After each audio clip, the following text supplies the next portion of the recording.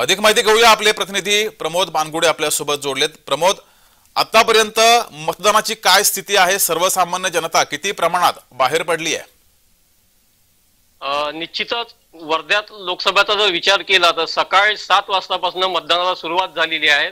पहिल्या टप्प्यामध्ये 7% मतदान झालेलं होतं, पण 12:30 वाजेपर्यंत जवळपास 18.37% मतदान झालेलं आहे। काही भागामध्ये ढगाळ वातावरण असल्यामुळे सकाळचा जो 11 वाजेपर्यंतचा जो पिरियड आहे, जो वेळ आहे, त्या वेळेत जास्त मतदान झालं, परंतु आता ऊन तापू लागल्याने मतदानाची संख्या मतदान केंद्रावरती कमी झालेली आहे। परंतु 4 ते 5च्या दरम्यान मतदानाची संख्या वाढण्या असं एकंदरीत चित्र आहे। आपण ज्या आता अमरावती जिल्ह्यातील जे वर्धा लोकसभा क्षेत्रामध्ये जे गाव येते झाडगाव चिंचोली, आपण चिंचोली मतदान केंद्रावरती आहे। आपण दृश्यामध्ये बघू शकतोय की मतदानाची संख्या जरी मतदान केंद्रावरती कमी झाली आहे, कारण की ऊन तापू लागलं, 41 डिग्री तापमान असल्यामुळे मतदानाची संख्या कमी झालेली आहे। तरी पण युवक आणि महिलांचा जो समावेश आहे तो मोठ्या प्रमाणात मतदान करण्याकरिता घराच्या बाहेर पडून मतदान करत आहेत।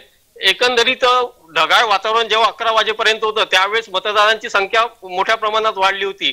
आता जो दुपारचा वेळ आहे यावेळेस मतदारांची संख्या जरी कमी असली तरी पण जवळपास 4च्या नंतर संपूर्ण मतदार घराबाहेर पडून मतदान करेल असंच एकंदरीत चित्र दिसत आहे।